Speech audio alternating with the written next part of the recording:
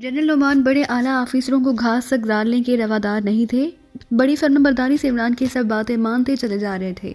Imran, general Noman और उनके दो दिगर साथी जो चंद लम्हों बाद कर्नल सादी के शोबे के दरवाजे पर मौजूद थे, दरवाजे पर खड़े हुए मुसल्लिह मुहाफिज जनरल नोमान को अपने सामने मौजूद पाकर बौखला गए। उन्होंने बड़ी फुर्ती से जनरल को सैल्यूट किया। वैसे उनकी आंखों में हैरत के तासुरात नुमाया थे। मुहाफिज उन्हें सैल्यूट करने के बाद बड़े अदब से दरवाज़ा खोला, क्योंकि इससे पहले कभी जनरल नुमान बजाते खुद वहाँ नहीं आए थे। मुहाफिजों ने सैल्यूट के बाद बड़े अदब से दरवाज़ा खोला और फिर सबसे पहले जनरल नुमान अंदर दाखिल हुए। उसके बाद इमरान और फिर दो दूसरे अशखास कमरे के कोने में कर्नल सादी अपनी टेबल पर बैठे किसी किताब का मुताला कर रहे थे और उनका असिस्टेंट मशीन के सामने स्टूल पर बैठा उसके मुख्तलिफ बटन ऑफ ऑन कर रहा था। जनरल नोमान को इस तरह अंदर दाखिल होते देखकर ही दोनों हड़बड़ा कर उठे और फिर दोनों ने बाकायदा सैल्यूट किया। जनरल नोमान ने सैल्यूट का जवाब सैल्यूट से दिया और फिर इमरान और जनरल नोमान दोनों मेज़ के सामने रखी हुई कुर्सियों पर बैठ गए। कर्नल सादी अभी तक खड़ा था। बैठ जाइए कर्नल, जनरल नोमान ने इंतहाई खुश्क लहजे में कहा और कर्नल सादी अपनी कुर्सी पर बैठ गया। ये बताइए कर्नल सादी, आपने आज मिस सोफिया की मेंटल चेकिंग अच्छी तरह की थी? जनरल नोमान ने कर्नल सादी की आंखों में देखते हुए सवाल किया। कर्नल सादी एक लम्हे के लिए खामोश हो गया। Yes sir. आपको मुकम्मल इत्मीनान है? जनरल नोमान ने चुभते हुए लहजे में सवाल किया। यस, मगर बात क्या है सर, आप क्यों बार बार पूछ रहे हैं? कर्नल सादी के लहजे में अब कदरे एतमाद था। कर्नल सादी, आपके यहाँ चेकिंग के लिए कौन सी मशीन इस्तेमाल की जाती है? इमरान ने पहला सवाल किया। कर्नल सादी अब गौर से इमरान की तरफ देखने लगा।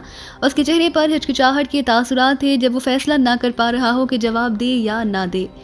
जवाब दीजिए कर्नल, जनरल नोमान ने तहकुमाना लहजे में कहा। हमारे यहाँ जर्मनी की साख्ता जदीद तरीन मशीन X11 0 और 0 है।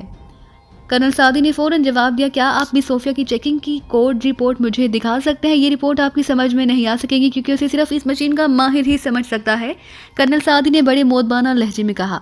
आप दिखाइए तो सही, रिपोर्ट दो। मिस्टर सादी ने अपने असिस्टेंट की तरफ मुहातिब होते हुए कहा। असिस्टेंट ने फुर्ती से अलमारी से एक फ़ाइल निकाली और फिर उसे खोलकर इमरान के सामने रख दिया। उसमें सफ़ेद रंग का महसूस कागज़ लगा हुआ था जिस पर स्याह रंग की बेशुमार आड़ी तिरछी लकीरें और बेशुमार निकते बिखरे हुए थे। इमरान ने बतौर रिपोर्ट देखनी शुरू कर दी। कर्नल सादी तमसहराना अंदाज में इमरान को देख रहा था। इमरान काफ़ी देर रिपोर्ट पर झुका रहा और फिर उसने एक तवील सांस लेकर सर उठाया। कर्नल सादी, क्या ये रिपोर्ट मुकम्मल है? उसने सवाल किया। कर्नल सादी के चेहरे से एकदम तमसहराना असरात गायब हो गए। वो गड़बड़ा गया। उसे इमरान से सवाल की तवक्का नहीं थी। यस, उसने कदरे हकलाते हुए कहा। इधर असिस्टेंट का चेहरा भी फक हो गया। आपको पूरा यकीन है? इमरान का लहजा सख्त हो गया। मिस्टर कर्नल सादी को भी अचानक गुस्सा आ गया। इमरान ने अपना नाम बताया। मिस्टर इमरान, मैं जब एक बार कह चुका हूँ कि रिपोर्ट मुकम्मल है, फिर आप क्यों वहाँ जिरा कर रहे हैं? शायद कर्नल सादी को अपने अहदा का ख्याल आ गया, इसलिए उसने गुस्सा दिखाया। लेकिन मैं कहता हूँ ये रिपोर्ट नामुकम्मल है, बल्कि ये असल रिपोर्ट ही नहीं, ये सिर्फ इब्तिदा की चंद लम्हों की रिपोर्ट है। इमरान ने उसके गुस्से की परवाह न करते हुए बड़ी नरमी से जवाब दिया। आप ये कैसे कह सकते हैं? कर्नल सादी ने कहा। आप जानते हैं कि X11 00 का कोड .3 और मुबलिक 6EZ से हल होता है। इमरान ने लापरवाही से जवाब दिया और कर्नल सादी का यह चेहरा यूं तारीख हो गया जैसे अचानक किसी ने मुंह पर स्याही मल दी हो। मगर आपको कैसे मालूम? उसने शदीद हैरत से पूछा। इससे आपको कोई गर्ज नहीं होनी चाहिए, इमरान ने जवाब दिया। आप ये बताइए, क्या मैंने ठीक कहा है? जी हाँ, आप ठीक कहते हैं। मैं अपनी गलती तस्लीम करता हूँ, कर्नल सादी ने सर झुकाते हुए शिकस्त होरदार लहजे में कहा। क्या मतलब? जनरल नोमान जो अब तक खामोश थे अचानक बोले। उनके चेहरे हैरत के साथ साथ गुस्सा भी था। मतलब ये जनरल साहब कि कर्नल सादी ने सोफिया के जहन की चेकिंग ही नहीं की। इमरान ने जनरल को समझाया। ये कैसे हो सकता है? क्यों नहीं हो सकता? मगर जनरल नोमान ने कर्नल सादी की तरफ गौर से देखते हुए कहा। अगर कर्नल सादी चेकिंग ना करना चाहें तो कैसे हो सकती है? नहीं हो सकती ना, बस ये हो सकता है। आप आई समझ आपकी बात? इमरान ने मुज़हिका हेज़ लहजे में कहा। आपने चेकिंग क्यों नहीं की? जनरल नोमान ने इमरान के मुज़हिका हेज़ लहजे में नज़रअंदाज करते हुए कर्नल सादी से बराह-रास्त सवाल किया। अचानक मशीन खराब हो गई थी, कर्नल सादी ने मुर्दा लहजे में जवाब दिया। मशीन खराब हो गई तो आपने ओके की रिपोर्ट कैसे दे दी? अब जनरल नोमान का लहजा इतना सख्त हो गया कि इमरान ने भी संजीदगी का मूड बना लिया। मैंने इस खौफ से ओके की रिपोर्ट दे दी कि मशीन की खराबी की इत्तला आपको तो देता तो आप मुझ पर नाराज़ होते। अब मेरे ख्याल में जनरल साहब खुशी से तालियां बजाएंगे। इमरान रह न सका। आपका कोर्ट मार्शल होगा कर्नल सादी, आपने भयानक गलती की है, जनरल नोमान ने कहा और फिर पीछे खड़े हुए दो आदमियों से मुहातिब होते हुए कहा। कर्नल सादी और असिस्टेंट मोहसिन को गिरफ्तार कर लिया जाए।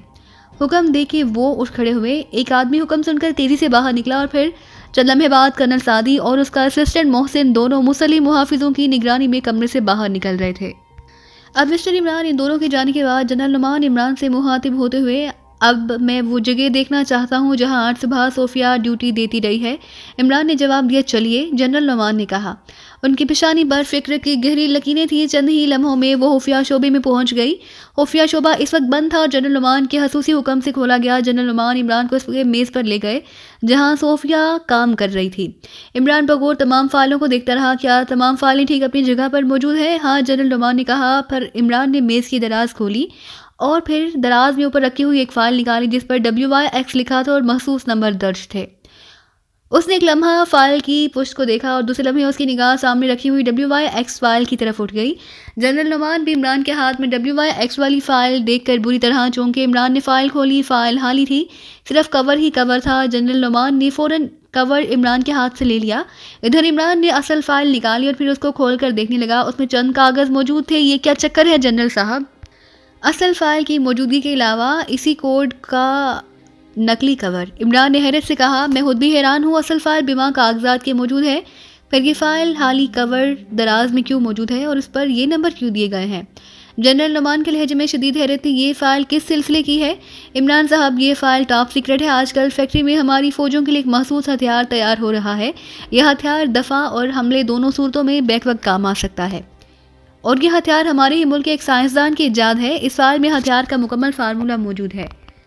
हाँ, तो इसका मकसद है मुजिमों को इस हथियार की सुनगुन मिल गई है और सोफिया के इस फैक्ट्री में आने का मकसद ही दरअसल इस फार्मूला को चुराना था। इमरान ने कुछ सोचते हुए कहा, अगर ऐसा है तो फिर सोफिया का मकसद हमारे लिए एक इंतहाई खतरनाक मिशन है। जनरल नुमान ने कहा, ठीक है, मैं फ़ौरन सोफिया से मिलना चाहता हूँ। क्या उसे यहीं बुलवा लिया जाए? नहीं, मैं रूम नंबर 3 में ही मिलना चाहूँगा। वैसे आप तीनों जख्मियों के मुतालिक ताज़ा रिपोर्ट भी मंगवाएं, मुझे उनके मुतालिक बेहद तशवीश है। इमरान ने कहा, जख्मियों का पता करो और मुझे फ़ौरन रिपोर्ट दो। रूम नंबर 3 में जनरल नुमान ने साथ मौजूद एक ऑफिसर से कहा और वो सैल्यूट मारकर बाहर निकल गया और इमरान और जनरल नुमान रूम नंबर 3 की तरफ बढ़ गए। रूम नंबर 3 के दरवाजे पर 2 मुसल्लिम मुहाफिज मौजूद थे। उन्होंने जनरल नुमान को सैल्यूट किया। दरवाज़ा खोलो और हमारे साथ चलो, जनरल नुमान ने कहा। मुहाफिजों ने जल्दी से दरवाज़ा पर लगा हुआ एक बटन दबाया और दरवाज़ा तेज़ी से खुल गया और फिर जैसे ही इमरान और जनरल नुमान और मुहाफिज अंदर दाखिल हुए, उन सबको हैरत का एक शदीद झटका लगा। कमरा खाली था, सोफिया का नामो निशान भी ना था। नुमानी ने X2 का हुक्म मिलते ही सब्ज़ रंग की डाच के नंबरों के सिलसिले में रजिस्ट्रेशन से पता किया, लेकिन मालूम हुआ कि ये नंबर अभी तक किसी को अलर्ट भी नहीं हुए। साफ जाहिर था कि नंबर जाली थे। उसने सोचा X2 को रिपोर्ट देने से पहले अपने तौर पर इसका पता चला लिया जाए।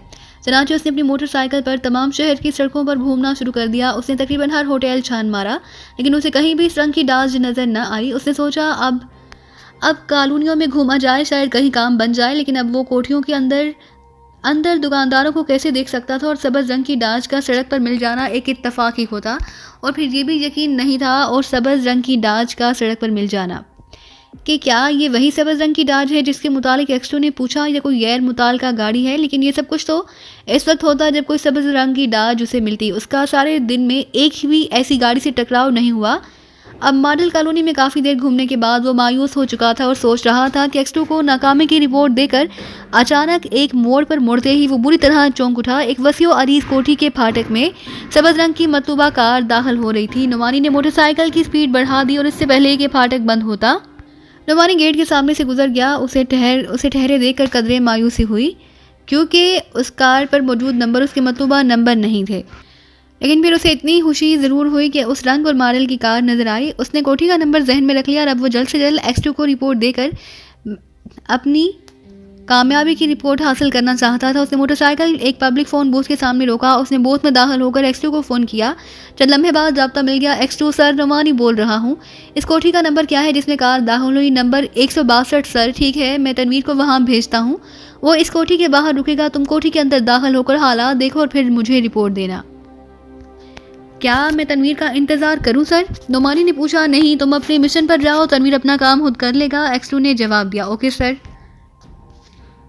सर सुनो नुमानी, क्या तुम्हारे पास वॉच ट्रांसमीटर है? Yes sir. ठीक है, अगर कोठी में तुम्हें कोई खतरा नजर आए तो वॉच ट्रांसमीटर पर तनवीर को अलर्ट कर देना।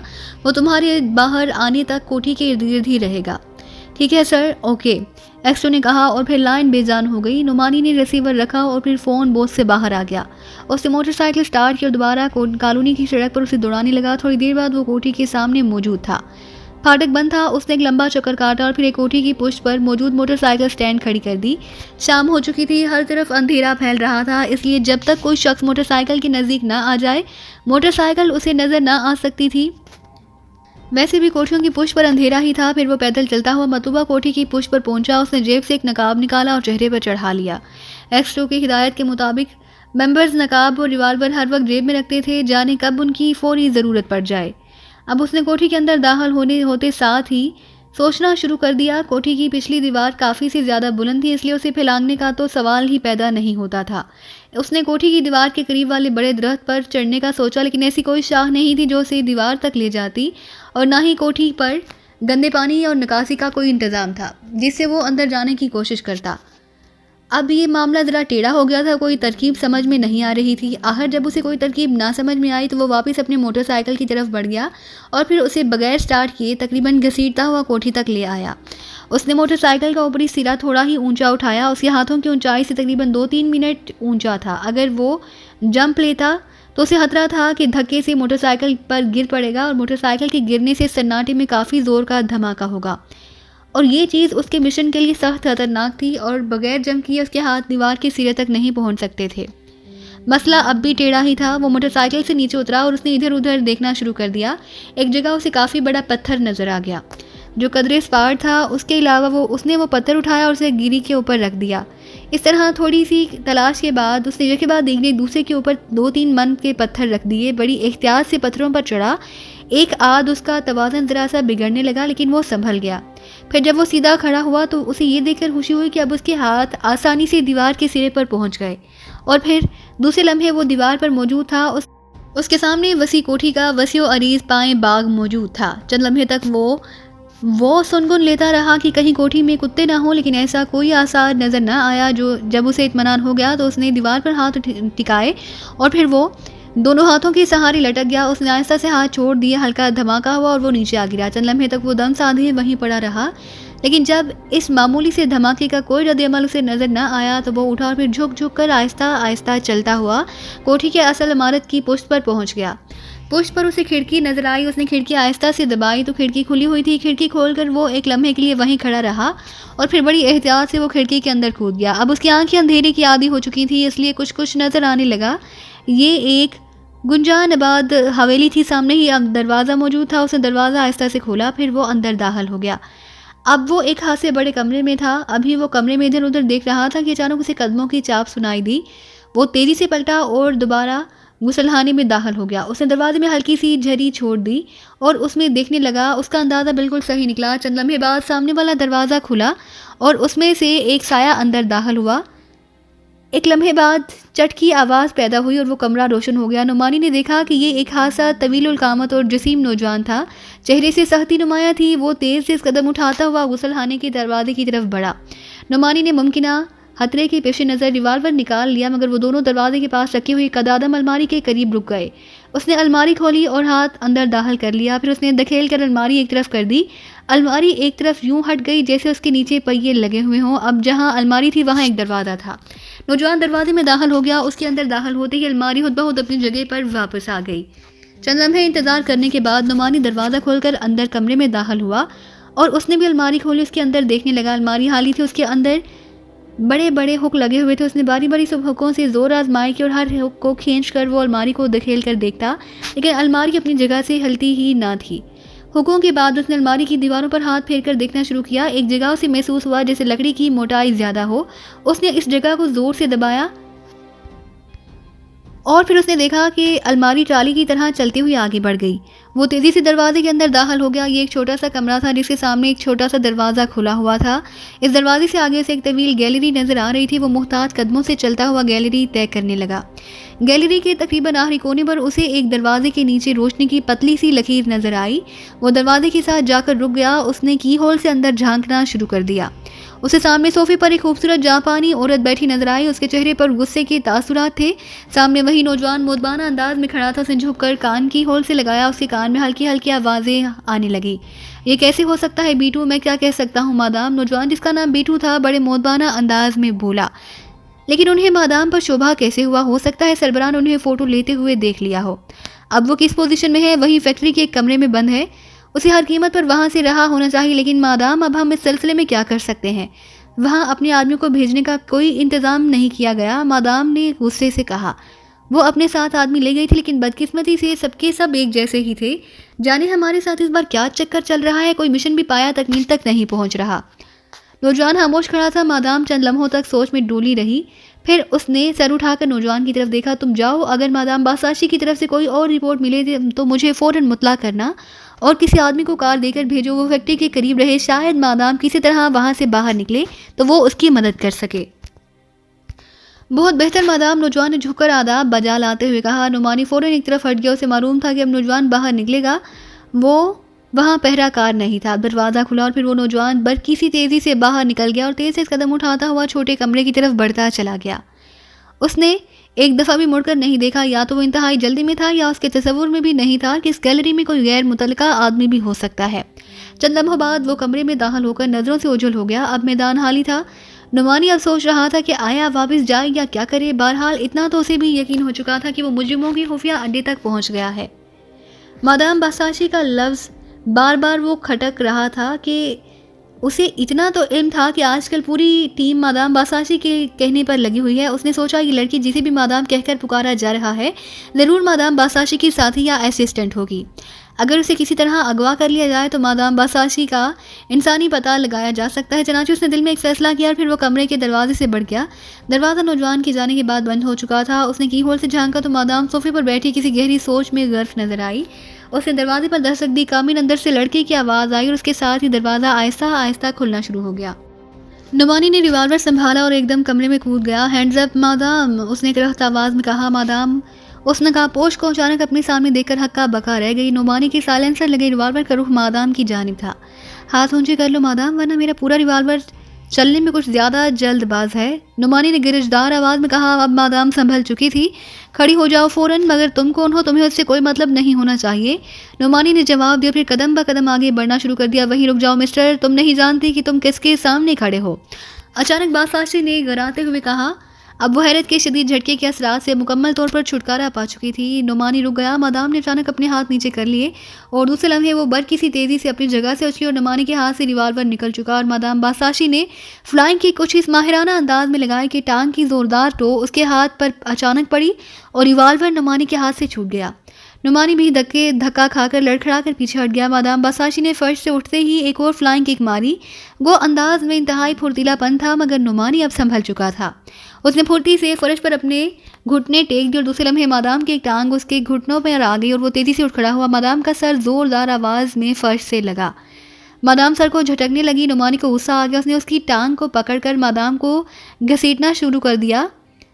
अभी वो चक्कर ही दे सका था कि मादाम अचानक सांप की तरह लिपकी। दूसरे लम्हे उसके हाथ नुमानी की गर्दन पर थे और सर की ज़ोरदार टक्कर नुमानी की नाक पर पड़ी। उसके हाथ से टांग छूट गई। दूसरे लम्हे नुमानी का हाथ ज़ोरदार फर्श से उठती हुई मादाम बासाशी के चेहरे पर पड़ा और वो उलटकर एक तरफ जा पड़ी। अब नुमानी के उस आंखों में खून उतर आया और वो बिला लिहाज किए कि मद्दे मुकाबिल एक औरत है, अंधाधुंध उस पर बूट की टोकरें बरसाने लगा।